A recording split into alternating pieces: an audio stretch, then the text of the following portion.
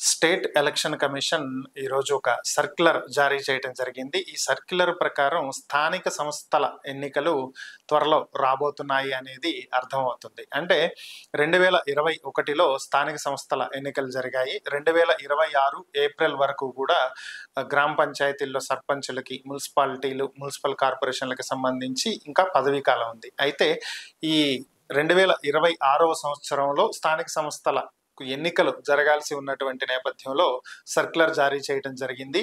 October 15లోగా గ్రామాలలో అలాగే మున్సిపాలిటీలు, మున్సిపల్ కార్పొరేషన్లో వార్డులను కన్ఫర్మ్ చేయాలని, అదేవిధంగా నవంబర్ 30వ తేదీలోగా పోలింగ్ కేంద్రాలను ఫైనలైజ్ చేయాలని, చివరిగా డిసెంబర్ 15 లోపు పూర్తి స్థాయిలో రిజర్వేషన్లకు సంబంధించినటువంటి ప్రక్రియను పూర్తి చేసి జనవరి నెలలో నోటిఫికేషన్ జారీ చేయనున్నట్లుగా సర్క్యులర్ అయితే రిలీజ్ అయింది. అంటే ఏప్రిల్కి పదవీ కాలం ముగుస్తుంది కాబట్టి దాదాపుగా 4 నెలల ముందే నోటిఫికేషన్ వస్తుంది.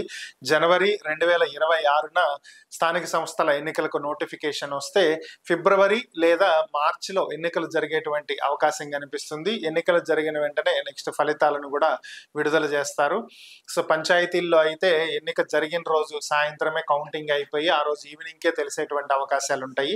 ఇక మున్సిపాలిటీలు, మున్సిపల్ కార్పొరేషన్లు అయితే 1-2 రోజులు అటు ఇటుగా అవ్వచ్చు. నెక్స్ట్ ఎంపీటీసీలు, జెడ్పీటీసీలకు సంబంధించి కూడా పూర్తి స్థాయిలో ఎలక్షన్స్ అయితే 2026 మార్చి చివరి వారం లోపు పూర్తి చేయాలని స్టేట్ ఎలక్షన్ కమిషన్ భావిస్తున్నట్లుగా సమాచారం.